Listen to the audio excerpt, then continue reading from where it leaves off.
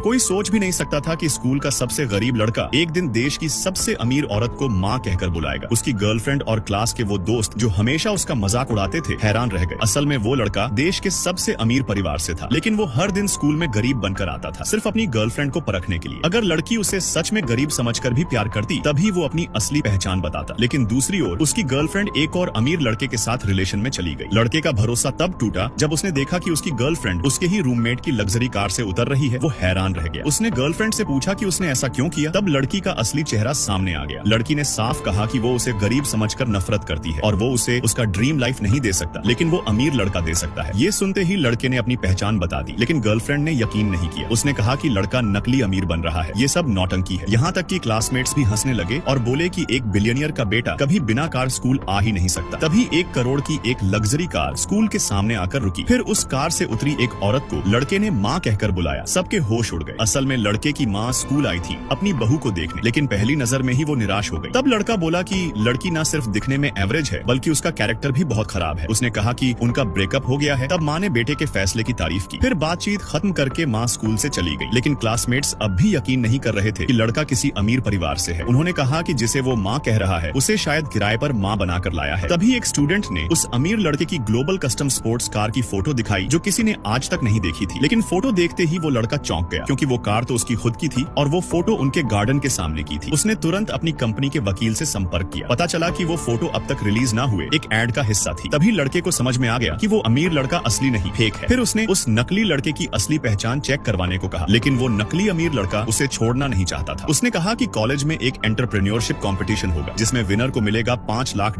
का इनाम। उसने उस लड़के को चैलेंज दिया हिस्सा लेने का। लड़का तुरंत मान गया। शर्त थी कि अगर वो हार गया तो सबके सामने घुटनों पर बैठकर माफी मांगनी होगी और स्कूल हमेशा के लिए छोड़ना होगा। लेकिन लड़के को पहले से पता था कि उस लड़के की असलियत क्या है। वो था ऐसा इंसान जिसे उसका परिवार फाइनेंशियल हेल्प देता था, लेकिन वो उस हेल्प का गलत इस्तेमाल करता था और लड़के की पहचान चुराकर स्कूल में अमीर बनकर घूमता था।